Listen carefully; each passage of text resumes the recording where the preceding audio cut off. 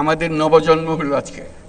এই স্বাক্ষরের মাধ্যমে আমরা নতুন বাংলাদেশের সূচনা করলাম। এই সনদের মাধ্যমে আমরা আরেকটা বড় কাজ করলাম। আমরা বর্বরতা থেকে সভ্যতায় আসলাম। আমরা আজকে যে কাজটা করলাম, এখানে স্বাক্ষর করলাম সবাই মিলে, সেটা দিয়ে আমার বাংলাদেশ পরিবর্তন হবে। এই পরিবর্তন সম্ভব হলো ওই গণ অভ্যুত্থানের কারণে, ছাত্র জনতার অভ্যুত্থানের কারণে। এটা হলো দ্বিতীয় অংশ। সেটা তারা করেছিল বলেই আজকে আমরা এই সুযোগ পেলাম। আমরা পুরনো কথাবার্তা সব পাল্টে ফেলে নতুন কথাগুলো আমাদের জীবনে নিয়ে আসলাম, আমাদের জাতীয় জীবনে নিয়ে আসলাম, আমাদের সংবিধানের পরিবর্তনের মধ্যে নিয়ে আসলাম, আমাদের অন্যান্য বিষয়ে সরকার চালানোর বিষয়ে নিয়ে আসলাম। অনেক বিষয় এসছে এই পরিবর্তনের ভেতরে। এই পরিবর্তন এখন আমাদের সামনের দিকে এগিয়ে নিয়ে যাবে। আমরা সেই পথে অগ্রসর হব। আমাদের জন্য আজকে নবজন্ম, আমাদের নবজন্ম হলো আজকে। এই স্বাক্ষরের মাধ্যমে আমরা নতুন বাংলাদেশের সূচনা করলাম।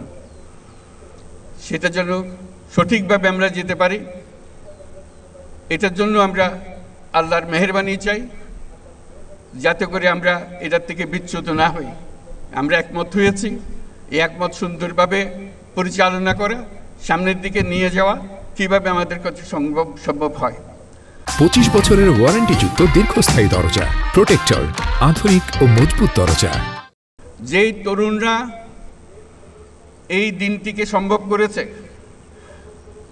এই বাংলাদেশের আনাচে কানাচে এই পরিবর্তনের জন্য যারা জীবন দিয়েছে, তারা এই তরুণরাই আবার বাংলাদেশকে নতুন করে গড়বে। এই আলোকে, এই চিন্তাধারার আলোকে তারাই দেশকে গড়বে, তারাই দেশের নেতৃত্ব দেবে, তারা আমাদেরকে পথ দেখাবে। এই দেশ তরুণদের দেশ। এখানে 18 কোটি মানুষের মধ্যে অর্ধেক মানুষ হলো 27 বছরের নিচে। চিন্তা করেন কীরকম তরুণ এই মানুষ, বাংলাদেশের মানুষ। এটি আমাদের সম্পদ। সারা দুনিয়া অবাক বিশ্বে আমাদের দিকে তাকিয়ে আছে, কখন আমরা তাদেরকে সাহায্য করব ওই তরুণদের পাঠিয়ে। কারণ সারা দুনিয়াতে তরুণদের অভাব। কোনো দেশে তো তরুণ নাই বলতে গেলে। কাজে তারা আমাদের দিকে তাকিয়ে আছে। এটাই হলো আমাদের সুবর্ণ সুযোগ, তাদেরকে এগিয়ে যেতে দেওয়া। তাদেরকে শুধু বাংলাদেশকে পরিবর্তন করে না, পৃথিবীকে পরিবর্তন করার সুযোগ তাদের কাছে এসছে। আমাদের কাছে দরখাস্ত আসছে, আমাদের কাছে এতজন পাঠান, আমাদের কাছে এতজন পাঠান, আমাদের কাছে যত পারেন পাঠান। এটা তো 2025 সালের কথা। 2026 সালে কি বলবে? 2027 সালে কি বলবে? হাত জোর করে করে আসবে। কারণ আমাদের তরুণটা ছাড়া পৃথিবীতে এত তরুণ দিতে পারে, এত তাজা শক্তি দিতে পারে, এত সৃজনশীল মানুষ দিতে পারে, এত বিশ্বস্ত মানুষ দিতে পারে, দেশ খুঁজে পাওয়া যাবে না। কাজেই সেই দেশকে গঠন করার দায়িত্ব আগামী সরকারকে নিতে হবে, পরবর্তী সরকারগুলোকে নিতে হবে।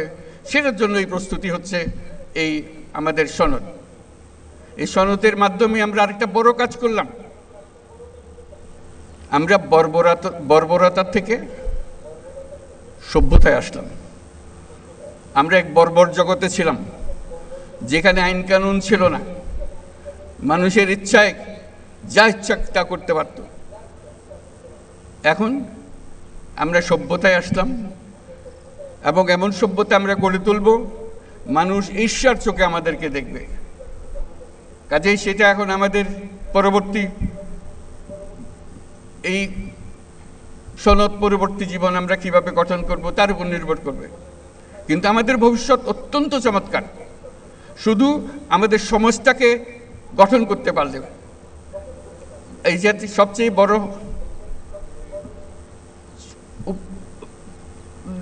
কনক্লুশন যেটা এখান থেকে যেটা আমরা পেলাম, আজকে যেটা আমরা বুঝতে পারলাম যে আমরা যদি একমত হই, যেভাবে আমরা হতে পেরেছি, অন্য সব কাজেও যদি আমরা একমত হই, এক পথে চলি, তাহলে আমাদের দেশ এটা অনন্য দেশে পরিণত হবে।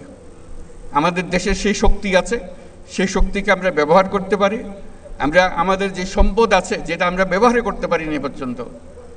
আমি বারে বারে যেটার কথা উল্লেখ করি, এটা হলো বঙ্গোপসাগর আমাদেরই অঞ্চল,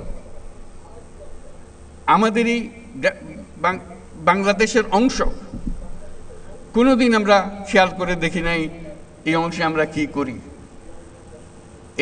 এই অংশ অত্যন্ত সম্পদশালী অংশ। আমরা বলছি যে এটা আমরা পূর্ণ ব্যবহার করতে চাই, এই সম্পদকে আমরা এগিয়ে যেতে চাই। আমরা আর তর্ক বিতর্কের মধ্যে থাকতে চাই না। সেই জন্যই আজকে সনদ হলো। এই সনদ তর্ক বিতর্কের অবসান করবে। আমরা নিয়ম মতো চলে যাব। আমরা এখন নিয়ম মাফিক চলার জন্য তৈরি হয়েছি। এই নিয়ম যেন আজকে আজকে সই করলাম, অনেক আলোচনার মধ্যে দিয়ে আমরা সই করলাম, এটা আমাদেরকে পথ দেখিয়ে দেবে। এই পথে আমরা চলবো, তাহলে আমরা এই যে সম্পদ আছে সেই সম্পদের ব্যবহার করতে পারবো।